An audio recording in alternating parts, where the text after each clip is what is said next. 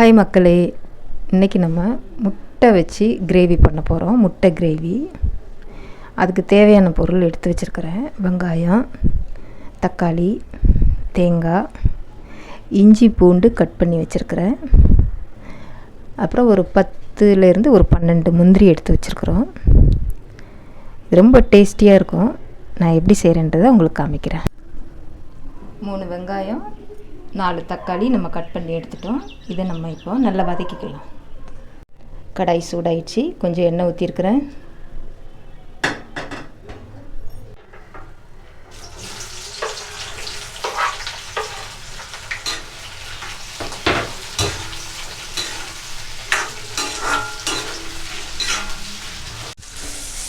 வெங்காயம் நல்லா செவக்க வதங்கணும். இது வதங்கிட்டு இருக்கட்டும். நம்ம கொஞ்சம் தேங்காய் அரைச்சி எடுத்துடலாம். அரைமுறி தேங்காய் எடுத்துருக்குறேன்.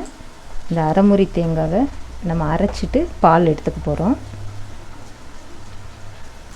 இது கூட 1 ஸ்பூன் நிரம்ப நான் சோம்பு சேர்த்துருக்குறேன். இப்போ இதை நல்லா அரைச்சிட்டு பால் எடுத்துக்கலாம். வெங்காயம் நல்லா வதங்கிடுது. இதில் நம்ம இந்த தக்காளியை சேர்த்துருவோம்.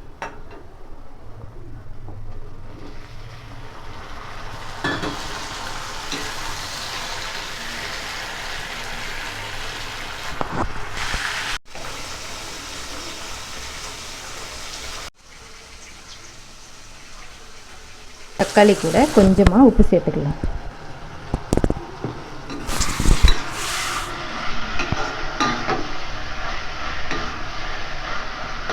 நம்ம பால் எடுத்துருவோம்.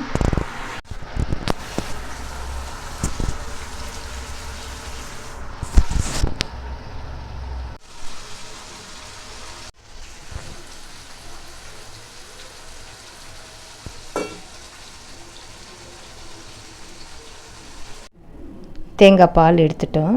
பாருங்கள் எவ்வளோ திக்காக இருக்குதுன்னு.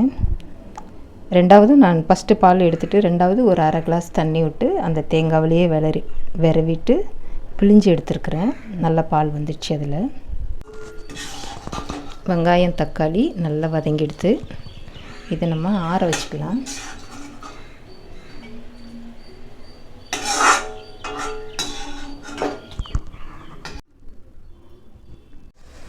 தேங்காய் பால் நம்ம எடுத்து வச்சிட்டோம். இப்போ இந்த வெங்காயம் தக்காளி நம்ம வதக்குனது நல்லா ஆறிடுச்சு. இதை நம்ம அரைச்சி எடுத்துருவோம்.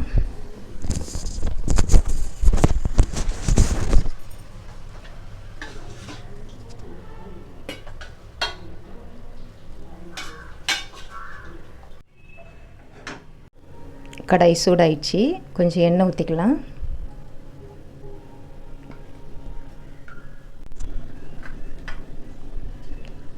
ரெண்டு சின்ன பட்டை, 2 லவங்கம், 2 ஏலக்காய் எடுத்துருக்குறேன். அதை நம்ம எண்ணெயில் போட்டுருவோம். இது கூட ஒரு சின்ன வெங்காயம் கட் பண்ணியிருக்கிறேன், கருவேப்பிலை, இதையும் போட்டுக்கலாம்.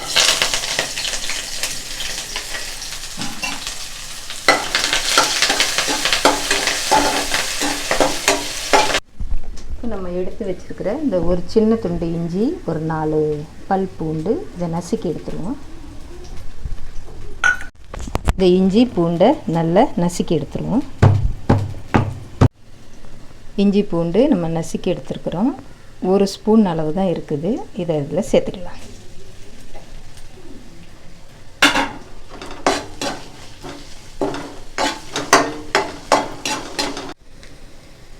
இஞ்சி பூண்டு நல்லா வதங்கிடுது. இப்போ இதில் மசாலா சேர்த்துக்கலாம்.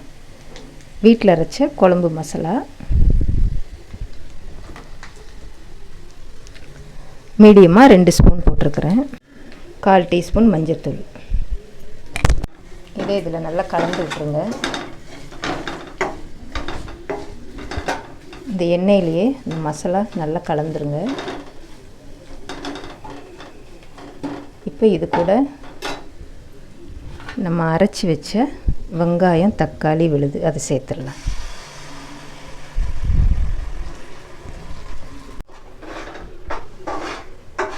நல்லா கலந்துருங்க. மசாலாவோட வெங்காயம் தக்காளி விழுது சேர்த்துருக்குறோம். நல்லா கொதிக்குது. ஒரு கொஞ்சம் கொதி வரட்டும். ஜார் அலசி கொஞ்சமாக தண்ணி ஊற்றுறேன்.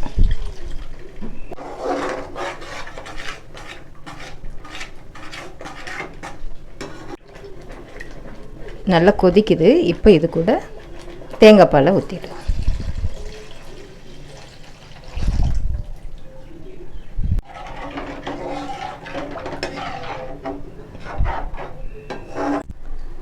கலந்து விட்டுட்டோம். கொஞ்சமாக உப்பு சேர்த்துக்கலாம்.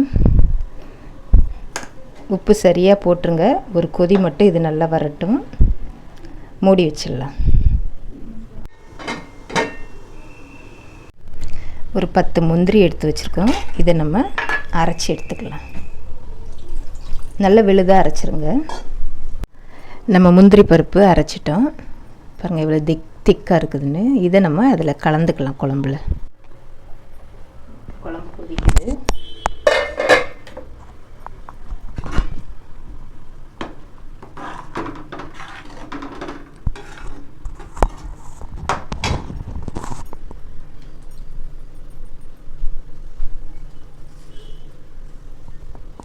கொஞ்சமாக தண்ணி விட்டு அலசி ஊற்றிடலாம்.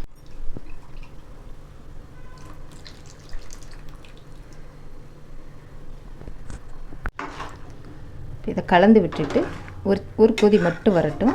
அப்புறம் நம்ம முட்டை சேர்த்துக்கலாம். 2 நிமிஷத்தில் நல்லா கொதிச்சிடுச்சு குழம்பு. இப்போ நல்லா கெட்டி ஆயிடுச்சு பாருங்கள். அந்த கிரேவி பக்குவத்துக்கு குழம்பு வந்து நல்லா கெட்டி ஆயிடுச்சு.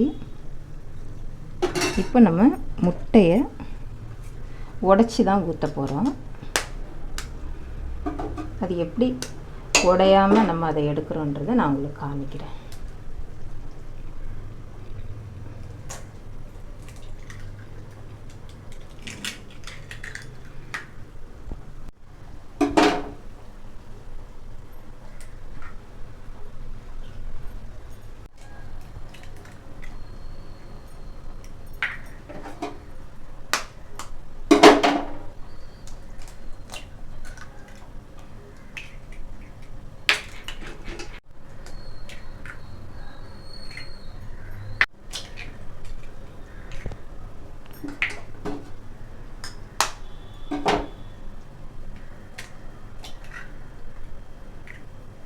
நம்ம இப்போ 3, 5, 7 முட்டை ஊற்றிருக்கிறோம். இது கரண்டி போடக்கூடாது. அப்படியே மூடி வச்சிடணும். ஒரு 3லேருந்து 4 நிமிஷம் இப்படியே இருக்கட்டும். சிம்மில் வச்சிடணும். தீ கூட்டி வைக்கக்கூடாது. சிம்மில் வைக்கணும். அது வேகட்டும். அப்புறமா நம்ம அதை பெரட்டி போடலாம். 3 நிமிஷம் ஆயிருக்குது. இப்போ நம்ம இந்த முட்டையை பெரட்டி வச்சிடலாம். நம்ம ஊற்றின மாதிரியே இருக்குது. அப்படியே இருக்குது. பாதி வெந்திருக்கும். இப்போ இதை நம்ம பெரட்டி வைக்கும்போது இன்னும் பாதி வெந்துடும்.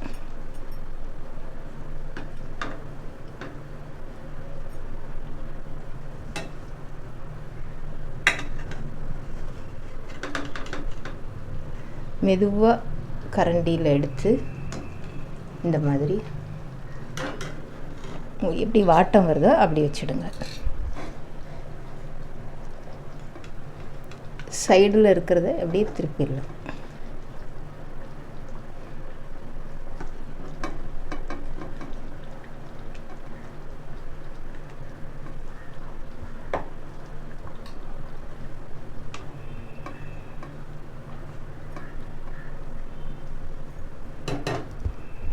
இன்னும் ஒரு 2 நிமிஷம் 3 நிமிஷம் இருந்தால் போதும்.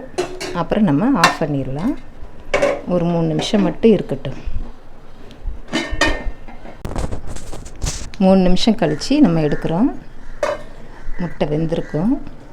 கிரேவியாக இருக்குது. குழம்பாக இல்லை, முட்டை கிரேவியாக இருக்குது.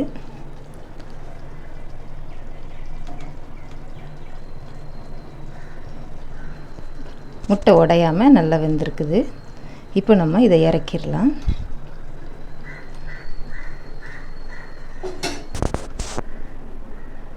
கொத்தமல்லி போட்டுக்கலாம்.